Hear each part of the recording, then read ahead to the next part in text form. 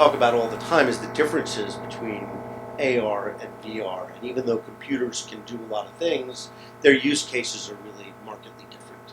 So the term XR conflates them, perhaps wrongly, but that's the umbrella term that we use.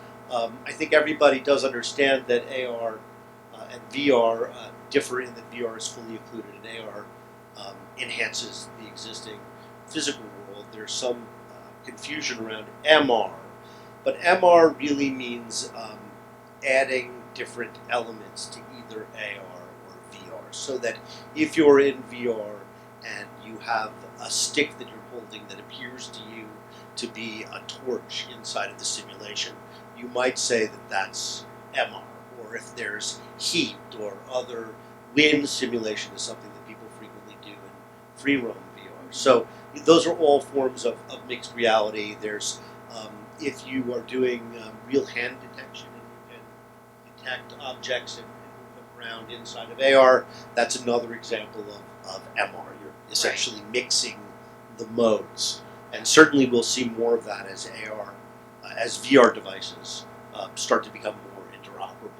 Vive Focus has some potential as a mixed reality device. So that's the sort of AR, VR, MR part of our talk and those definitions. But let's get into the definitions for AI, artificial intelligence, and another term which frequently is uttered alongside of it, machine learning. Right. So help me out with those definitions. What do they mean? What's really going on? What recent developments have there been, and why are we talking about it so much all of a sudden? Well, artificial intelligence in terms of a term has been around since the 1950s. So that's certainly nothing too new, and it's a very generalized term. So it's anywhere where you have human characteristics in terms of, let's say, artificial brain that can comprehend and have concepts but not consciously through algorithms that mimics human capability in some way. You'll see is usually they use the term AI or artificial intelligence. So it's extremely broad. Talking about machine learning, there's some people in the industry, AI industry, that do not think that machine learning is necessarily AI. Probably so, but I don't want to get too much into the thorniness of it. Machine learning is extremely important nowadays. There are a couple of different versions of it. Anytime you go and you talk to a chatbot, or you're actually going back and forth, online with a chatbot, you're using a form of machine learning that is textually based, that uses natural language processing, and basically it comes from throwing in thousands and thousands of examples of data, of texts, and restricting it to the type of case use that you have that you're dealing with that chatbot.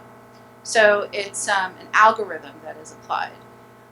There's another term called deep learning, which is basically learning about learning. So it actually, the chatbot can possibly learn by itself. And this is what, when Elon Musk says that he's afraid of AI, that's what he's afraid of, this runaway kind of technology. I don't want to get into the politics of that here because we're talking about entertainment. So when it comes to what is actually suitable for entertainment, it's a mix of machine learning and deep learning, what algorithms they call neural networks. Why don't you ask the question about robots? I was just about to ask about robots. Yeah. Because we all associate AI with humanoid robots from the movies. So is that something we're going to see in the future, or near or distant? Okay, so we do have a couple of robotic examples these days. We have Aibo, the little dog robot.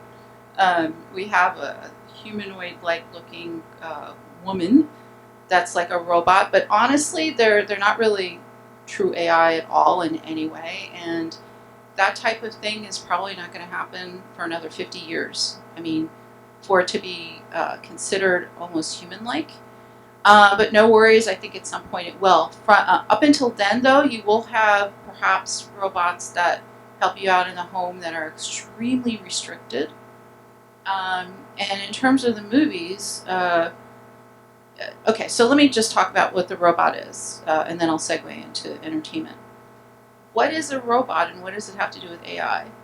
So the insides of a robot are basically an enhanced chatbot. So anytime that you're dealing with a chatbot online, you're actually dealing with a robot. That's why they're called bot. In the robot, it's going to be much more sophisticated, so that it actually feels more human and can interact with you on a more natural level. So the robot is just a physical manifestation of a highly sophisticated chatbot. So that's how to think about it. For entertainment, robots are not the thing. What we're talking about here are virtual reality, so virtualized robots or virtualized people, and also an AR, which comes a little after that. So what about those like killer drones and Boston Dynamics robots? Is the military going to have those hunting bad guys down? Okay. They use a whole stack of technology, right? They use computer vision. They use all sorts of technologies in those machines. Yeah, so computer vision is extremely important to be able for that algorithm to know and match up what it's actually looking at, and then to take action. So no, I don't think we're going to be enlisted by the military or the government to help them out with their AI stuff. When it comes to entertainment, though, what's really interesting in a virtual landscape is there are tons of companies now. I'm basically consulting for some Hollywood companies and also for some tech companies in San Francisco and the Bay Area. And I've gotten so many questions over the last year. How do we insert AI characters into our LBE, location-based entertainment games? How do we insert AI characters into our VR experiences? And what does that really mean? And how much is it going to cost us? So this is a very interesting question. What does that mean? Okay, so let's say I enter with some of my friends and family. I go see, Star Wars Experience by the Void. I go in with 5 other people. I know who each one of them is because I came in with them. And then all of a sudden, while I'm in that experience, there's 6 other characters that pop up. So right now, it's kind of limited, the amount of characters that you get if you're doing the location-based experience for reasons of cost, and it takes a long time to actually develop these things, to be able to integrate all the movements so they work correctly. The stuff is usually wireless to some extent. So there's a lot that goes into giving you this 12 to 15 minute experience. And when you introduce AI characters, these things have got to move with you, interact with you in a way that's natural, to the extent that you think it's your mom that's talking to you, because you can't tell. And that's a little bit ways off. I'd say that's about 3 years from now, but they're planning these things now because, hey, it's fun. The narrative gets upscaled. You get to produce something that is more interesting if you can. So you could have more virtual reality Westworld. Absolutely. And then you have AI characters that riff off of each other. Okay, so it's very complicated, but it can be done. And I think the expense of it, rather than it being $2 million or something like this, will probably end up being under $1 million in about 3 years. But it's still going to take a human to write those scripts and to set up those scenarios inside of the simulation for it to begin. Okay, so I would highly suggest anyone who is building these things to have it like a restricted AI scenario. So, of course, it is possible that you have AI actually building out the scenario, but we're not sophisticated in any extent to do that, and also the runaway costs that are associated if you have AI producing the narrative, and also the narrative can be quite bad, at least these days, right? So yeah, it would be a human that has different story arcs, that has branching, or maybe some kind of a branching just within some of the scenarios within the piece that introduce the different AI characters as, like, okay, so I'll give you an example. I'm there, I'm talking to this character, I don't know who it is, it might be my friend, which is really great, and I say something to it, and what I say to it triggers something that they respond back to me that could have been, I don't know, 500 different other sentences, but because of what I said to them, they said that back to me. And because they said that back to me, there's another narrative that now plays, so the story changes a little. So that's what we're talking about when we're talking about AI characters and narratives. So let's come at this a slightly different way, and it's actually follows on very nicely as a segue to the previous panel.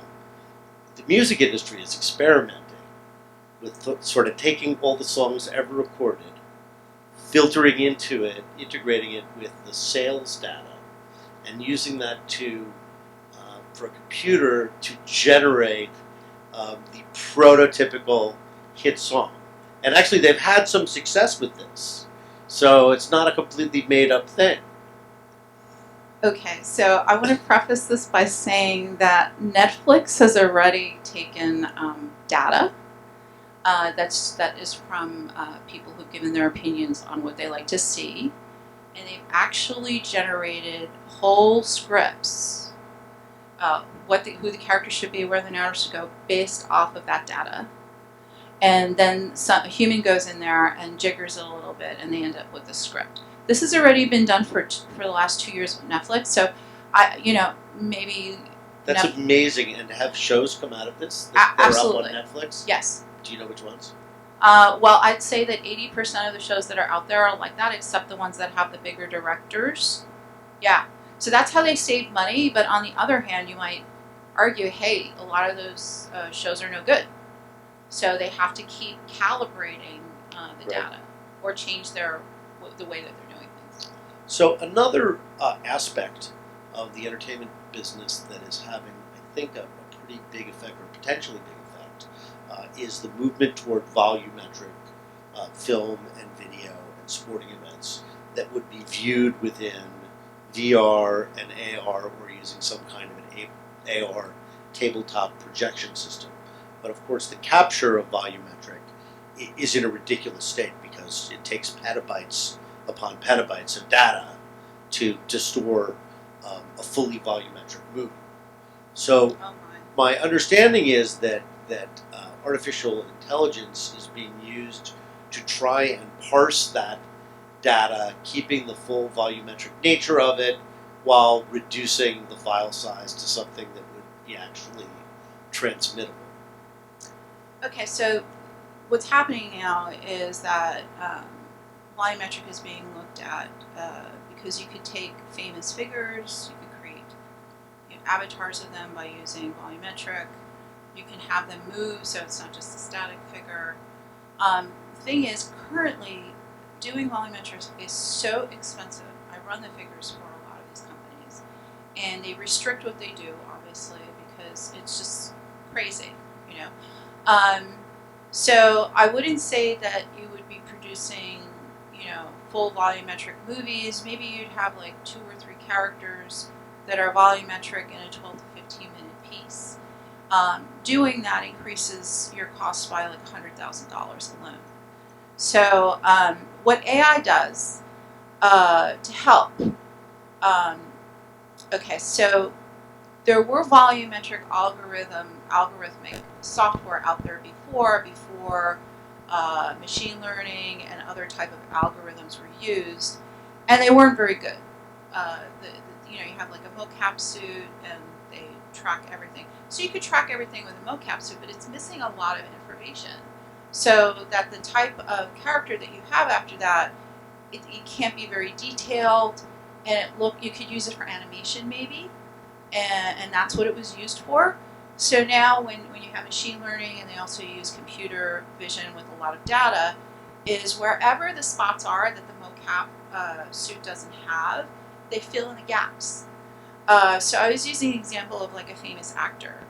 If you do a volumetric study of a famous actor, and that actor is actually moving within the piece, you need to have their gait correct. You need to have the 3D, all the back and the forth and everything about them, the way they use their hands and all that kind of stuff.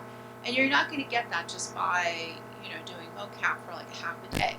So what they do is they take everything out there, all the films that this actor has ever done, all the video, and they put it in a big data bin, and the algorithm does all of the kinds of tech work on it, so that and then adds it to the original piece that they did for volumetric and fills in the gaps. And that's where it's really useful, and it cuts down on the time that people would actually have to go in. For several years they were using CGI, so you'd have to have like 1 or 2 people actually going in and fixing everything in every detail. Now AI goes in there and actually smooths it out, so that's the great usefulness of it. So they've been trying to do that in real time to create 3D volumetric sports out of a 2D capture using AI to fill in the reverse side, if you will, of the 2D characters at the University of Washington. They can only do like 30-second clips now, but it's another approach to creating volumetric entertainment experiences, in this case sports spectating, using AI to enhance the limited files that they have, or in the opposite case, files that are incomplete.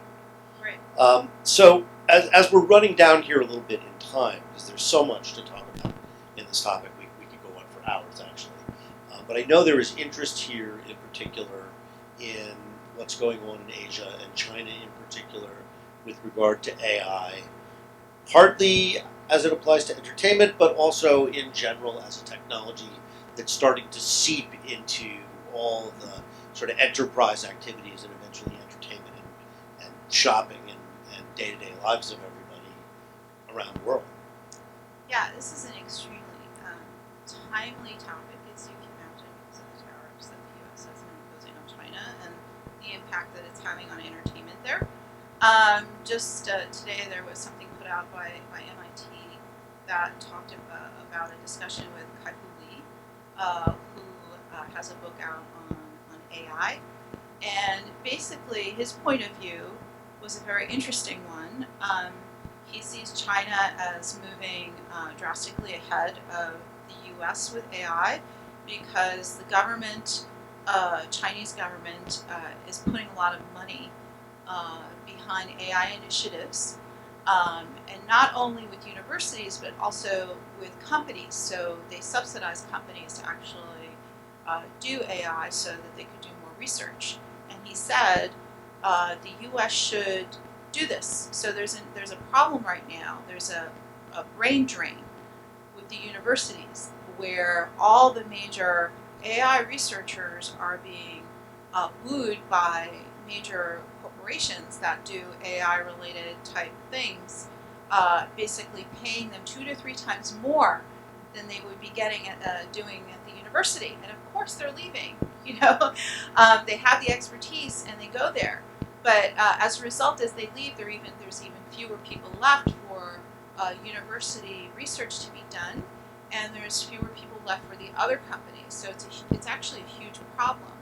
And what he suggests is that the government should subsidize each researcher at the university and pay them double what they're getting paid by the university, so they can continue to do this research. Because honestly, when you move over to a company, even if it's a fabulous company like Facebook or Amazon or Google, they have their own initiatives, so they have a reason why they've hired you to do the AI. You can't go in there and just do all this research to figure out new things. No, you've got to work with particular initiatives that they have to develop products. So a lot of the research does not happen. And he thinks because of this, the U.S. will not be able to move ahead as fast as they used to. Yeah, the Chinese economy, the mix of a planned economy and a free market economy, this unique blend that they have seems particularly responsive to technological disruption, whereas the American system is almost rigged in the opposite way, where it forces change to happen very slowly. So you can see an environment of dramatic disruption how that could be disadvantageous. The Chinese said that they wanted to have, 10 years ago, they said they wanted to have an army of programmers larger than the People's Liberation Army, and they accomplished that last year when they graduated 4 times as many STEM graduates as the U.S., Europe, and South America put together. Now, how do you do that? How did that happen on that scale in a country that really has only recently emerged as a first world country? And I think the answer is they started 10 years ago. You know, when's the best time to plant a tree? 20 years ago. What's the next best time? Today. Well, I mean, it's also a different mindset, even though Chinese companies are obviously profit-driven, and they've been since the early 90s, at least in the way that we're talking about, capitalism. In the U.S., the issue is that a lot of these big companies are public, and you have a lot of shareholders that look at your numbers from quarter to quarter and watch your stock price. So there's a lot more issues that are involved into growing a successful company. It doesn't necessarily mean that you're going to get the most cutting-edge research to develop these types of things. So in our final 2.5 minutes, yes, lots of people in this room, everybody in the entertainment business is an entrepreneur. So this is a room filled with entrepreneurs, some within large companies, some who are individual entrepreneurs, and they're all thinking, what's in it for me, right? Where are the opportunities going to emerge in the next 3 to 5 years for people to leverage or get involved with AI and get ahead of the pack? Okay, what I highly suggest for anyone who's doing immersive, whether it's VR, AR, whichever way you configure it, and then you add AI, which would even disrupt VR and AR even more, as I discussed, is that you know your consumer. So yes, it's true, a lot of the AI apps are actually B2B, but that's the smaller market. The larger market is when you actually are able to sell directly to the consumer with these experiences that have these really incredibly fascinating AI characters and narratives, because you are going to be developing a new medium, a new visual medium that never existed before by using this. So you have to know who you're creating that experience for, and not worry about, oh, I'm not being creative enough because I'm thinking of how to sell. You have to do both at the same time if you're a creator. It would seem to me the opportunity for writers and storytellers is enormous. Yes. Because all of a sudden a narrative, becomes all-encompassing. Their people are no longer sort of on a track where you're guiding them and telling them what to see and what to do, but all of a sudden they're inside of a world. There's some purposefulness to it, but how you get from the beginning to the maze to the end of the maze is endlessly variable. So I would think that for creative minds in Hollywood, that's going to create an unprecedented opportunity to gamify entertainment, essentially. There is certainly going to be more coordination that is needed between the script writers and the tech people. It's going to become much more tighter by necessity. Absolutely. Well, Irena, thank you for this education in AI. I know we could go on for much longer, Yes. And I look forward to working with you on the book. I thank all of you for coming. If you want to follow me on social media, I'm at Charlie Fink, and I'm easy to find. So I look forward to interacting with you there. I try and post frequently, and it is all AR and VR all the time. None of the personal crap you would find on my Facebook, Irena. Yes, thank you, Charlie. I also have a Facebook group that I think a lot of people know about already. Just look me up, and if you add me, I'll put you in there. Okay, thank you so much. All right, enjoy the rest of the conference. Thank you.